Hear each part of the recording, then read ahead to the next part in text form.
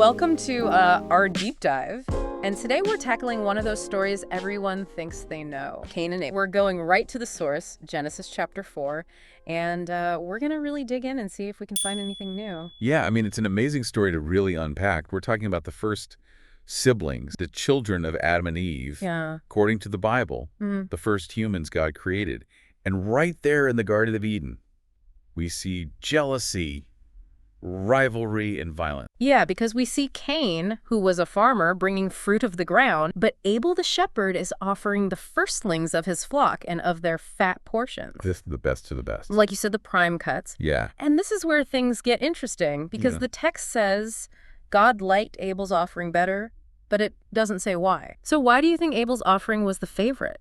Was it the stuff itself, or was it something deeper? Exactly. It adds a whole other layer to the story. But no matter the reason, God liking Abel's offering better and rejecting Cain's, well, it sets off a chain of events that affects all of us. Because Cain does not take it well. He is super angry and jealous. And this is where the story takes a real psychological turn, because God sees how angry Cain is, but he doesn't punish him right away. Right. Instead, he talks to Cain, asking him why he's angry and warning him about sin. There's that really powerful line.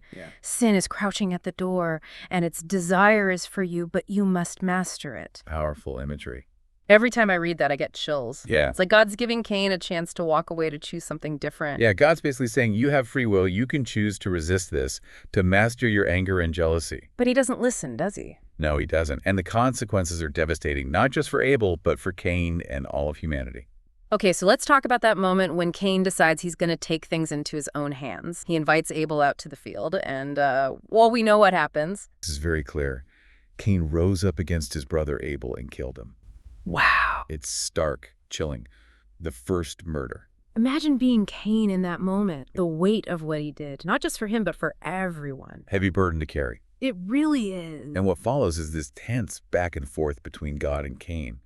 God knows what happened and asks Cain, "Where's your brother Abel?" And Cain tries to deflect and replies, "I don't know. Am I my brother's keeper?" Man, that line, "Am I my brother's keeper?" That's a question for all time, isn't it? What do you think? Are we responsible for each other?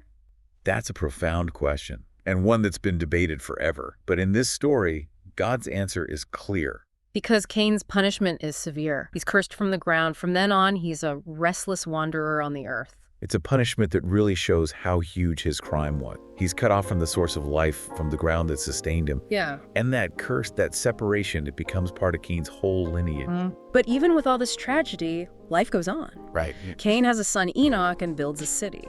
And Adam and Eve have another son, Seth, who's often seen as a replacement for Abel. Yeah. There's some hope there. A suggestion that even with all the darkness, humans can still move forward.